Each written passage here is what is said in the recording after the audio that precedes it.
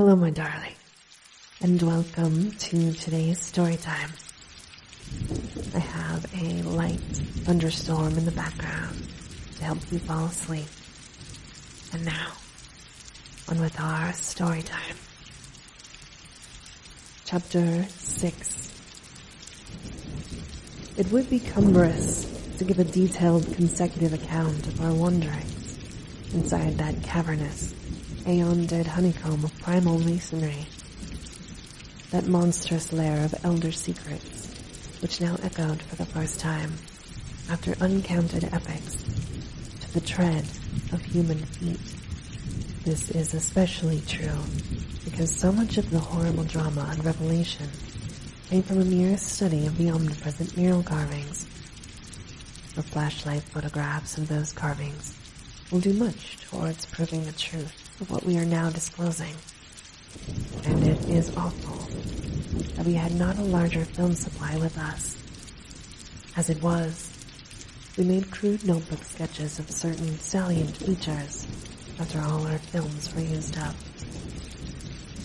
The building which we had entered was one of great size and elaborateness, and gave us an impressive notion of the architecture of that nameless geologic past. The inner partitions were less massive than the outer walls, but on the lower levels were excellently preserved. Labyrinthine complexity, involving curiously irregular differences in floor levels, characterized the entire arrangement, and we should certainly have been lost at the very outset, but with a trail of torn paper left behind us. We decided to explore the more decrepit upper parts first of all. Hence, we climbed aloft in the maze for a distance of some 100 feet, to where the topmost tier of chambers yawned snowily and ruinously open to the polar sky. Ascent was effected over the steep, transversely ribbed stone ramps or inclined planes, which everywhere served in lieu of stairs. The rooms we encountered were all imaginable shapes and proportions, ranging from 5-pointed stars to triangles and perfect cubes. It might be safe to say that their general average was about 30 by 30 feet in floor area and 20 feet in height, though many larger apartments existed. After thoroughly examining the upper regions and the glacial level, we descended story by story into the submerged part, where indeed we soon saw we were in a continuous maze of connected chambers and passages, probably leading over unlimited areas outside this particular building. The cyclopean massiveness and giganticism of everything about us became curiously oppressive, and there was something vaguely but deeply unhuman in all the contours, dimensions, proportions, decorations, and constructional nuances of the blasphemous, archaic stonework. We soon realized, from what the carvings revealed, that this monstrous city was many million years old. We cannot yet explain the engineering principles used in this anomalous balancing and adjustment of the vast rock masses, though the function of the arch was clearly much relied on. The rooms we visited were wholly bare of all portable contents, a circumstance which sustained our belief in the city's deliberate desertion. The prime decorative feature was the almost universal system of mural sculpture, which tended to run in a continuous horizontal band, 3 feet wide, and arranged from floor to ceiling in alternation with bands of equal width, given over to geometrical arabesques. There were exceptions to this rule of arrangement, but its preponderance was overwhelming. Often, however, a series of smooth cartouches containing oddly patterned groups of dots would be sunk along one of the arabesque bands. The technique, we soon saw, was mature, accomplished, and aesthetically evolved to the highest degree of civilized mastery, though utterly alien in every detail to any known art tradition of the human race. In delicacy of execution, no sculpture I have ever seen could approach it. The minutest details of elaborate vegetation or of animal life were rendered with astonishing vividness despite the bold scale of the carvings, whilst the conventional designs were marvels of skillful intricacy. The arabesques displayed a profound use of mathematical principles and were made up of obscurely symmetrical curves and angles based on the quantity of 5. Pictorial bands followed a highly formalized tradition and involved a peculiar treatment of perspective. They had an artistic force that moved us profoundly, notwithstanding the intervening gulf of vast geologic periods. My method of design hinged on a singular juxtaposition of the cross-section with the two-dimensional silhouette and embodied an analytical psychology beyond that of any known race of antiquity. It is useless to try to compare this art with any represented in our museums. Those who see our photographs will probably find its closest analog in certain grotesque conceptions of the most daring futurists. The arabesque tracery consisted altogether of depressed lines, whose depth of unwavered walls varied from 1 to 2 inches. When cartouches with dot groups appeared, evidently as inscriptions in some unknown and primordial language and alphabet, the depression of this smooth surface was perhaps 1.5 inches, and the dots perhaps 1 inch more. The pictorial bands were in counter-sunk, low relief, the background being depressed about 2 inches from the original wall surface. In some specimens, marks of former coloration could be detected, but for the most part, the untold eons had disintegrated and banished any pigments which may have been applied. The more one studied the marvelous technique, the more one admired the things. Beneath their strict conventionalization, one could grasp the minute and accurate observation and graphic skill of the artists.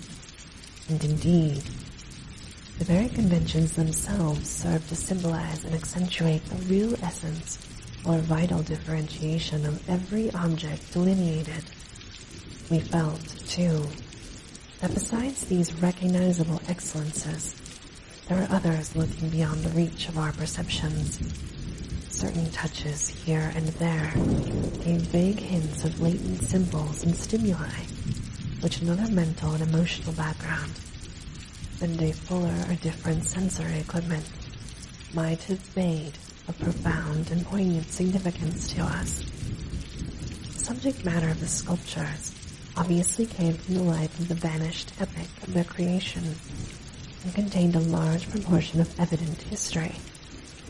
It is this abnormal historic-mindedness of the primal race, a chance circumstance operating, through coincidence, miraculously in our favor, which made the carvings so awesomely informative to us, and which caused us to place their photography and transcription above all other considerations.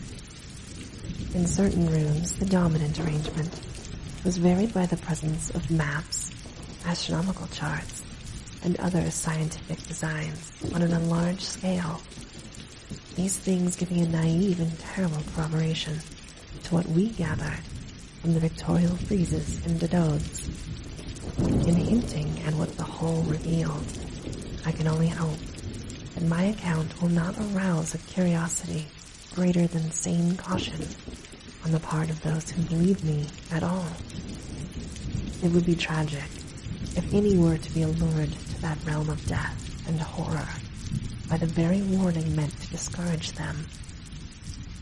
Interrupting these sculptured walls were high windows and massive 12-foot doorways, both now and then retaining the petrified wooden planks, elaborately carved and polished, of the actual shutters and doors. All metal fixtures had long ago vanished, but some of the doors remained in place and had to be forced aside as we progressed from room to room. Window frames with odd transparent planes, mostly elliptical, survived here and there, though in no considerable quantity.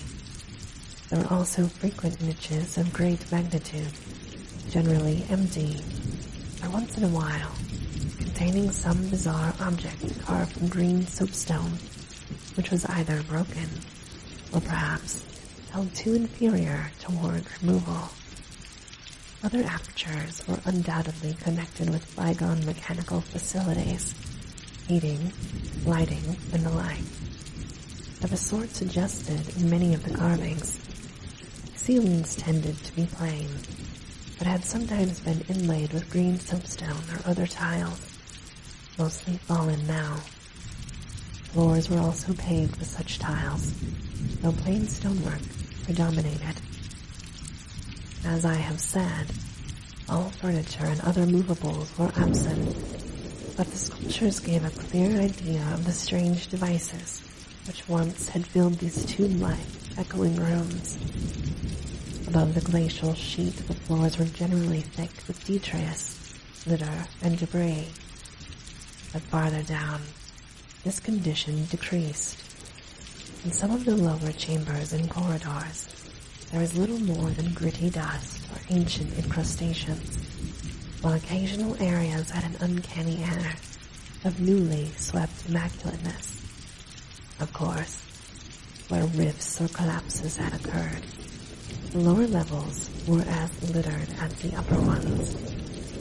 The central court, as in other structures we had seen from the air, saved the inner regions from total darkness, so that we seldom had to use our electric torches in the upper rooms, except when studying sculptured details. Below the ice cap, however, the twilight deepened, and in many parts of the tangled ground level, there was an approach to absolute blackness. To form even a rudimentary idea of our thoughts and feelings as we penetrated this eon, silent maze of unhuman masonry, one must correlate a hopelessly bewildering chaos of fugitive moods, memories, and impressions. The sheer, appalling antiquity and lethal desolation of the place were enough to overwhelm almost any sensitive person. But added to these elements were the recent unexplained horror at the camp, and the revelations all too soon affected by the terrible mural sculptures around us. The moment we came upon a perfect section of carving, where no ambiguity of interpretation could exist, it took only a brief study to give us the hideous truth, a truth which it could be naive to claim Danforth and I had not independently suspected before, though we had carefully refrained from even hinting at it to each other. There could now be no further merciful doubt about the nature of the beings which had built and inhabited this monstrous dead city millions of years ago, when man's ancestors were primitive, archaic mammals, and vast dinosaurs roamed the tropical steppes of Europe and Asia. We had previously clung to a desperate alternative and insisted, each to himself, that the omnipresence of the five-pointed motif meant only some cultural or religious exaltation of the archaic natural object which had so patently embodied the quality of five-pointedness, as the decorative motifs of Minoan Crete exalted the sacred bull, those of Egypt, the scarabaeus, those of Rome, the wolf and the eagle, and those of various savage tribes, some chosen totem animal. But this lone refuge was now stripped from us, and we were forced to face definitively the reason-shaking realization which the reader of these pages has doubtless long ago anticipated. I can scarcely bear to write it down in black and white, even now, but perhaps that will not be necessary. The things once rearing and dwelling in this frightful masonry in the age of dinosaurs were not indeed dinosaurs, but far worse. Near dinosaurs were new and almost brainless objects, but the builders of the city were wise and old, and had left certain traces in rocks, even then laid down well nigh 1,000 million years. Rocks laid down before the true life of Earth had advanced beyond plastic groups of cells. Rocks laid down before the true life of Earth existed at all.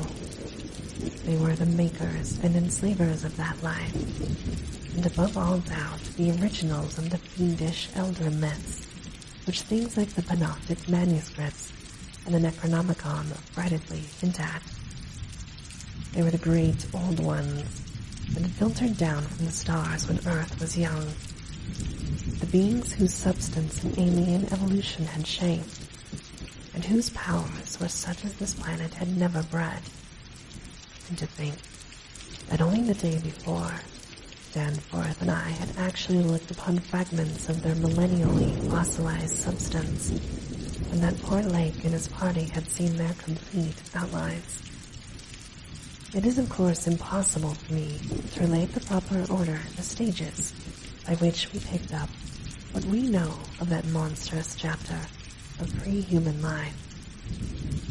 After the first shock of this certain revelation, we had to pause a while to recuperate, and it was fully 3 o'clock before we got started on our actual tour of systematic research. The sculptures in the building we entered were of a relatively late date, perhaps 2 million years ago. We checked up by geological, biological, and astronomical features, and embodied an art which could be called decadent in comparison with that of specimens we found in older buildings after crossing bridges under the glacial sheet. One edifice, hewn from the solid rock, seemed to go back 40 or possibly even 50 million years to the lower Eocene or Upper Cretaceous. It contained bas-reliefs of an artistry surpassing anything else, with one tremendous exception that we encountered. That was, we have since agreed, the oldest domestic structure we traversed. Were it not for the support of those flashlights soon to be made public, I would refrain from telling what I found and inferred, lest I be confined as a madman. Of course, the infinitely early parts of the patchwork tale, representing the pre-terrestrial life of the star-headed beings on other planets, and in other galaxies, and in other universes, can be readily interpreted as the fantastic mythology of those beings themselves. Yet, such parts sometimes involve designs and diagrams so uncannily close to the latest findings of mathematics and astrophysics that I scarcely know what to think. Let others judge when they see the photographs I shall publish. Naturally, no one set of carvings which we encountered told more than a fraction of any connected story, nor did we even begin to come upon the various stages of that story in their proper order. Some of the vast rooms were independent units so far as their designs were concerned, whilst in other cases a continuous chronicle would be carried through a series of rooms and corridors. The best of the maps and diagrams on the walls of a frightful abyss below an even ancient ground level. A cavern perhaps 200 feet square and 60 feet high, which had almost undoubtedly been an educational center of some sort. There are many provoking repetitions of the same material in different rooms and buildings, since certain chapters of experience and certain summaries or phrases of racial history had evidently been favorites with different decorators or dwellers. Sometimes, though, variant versions of the same thing proved useful in settling debatable points and filling in gaps. I still wonder that we deduce so much in the short time at our disposal. Of course, we even now have only the barest outline, and much of that was obtained later on in a study of the photographs and sketches we made.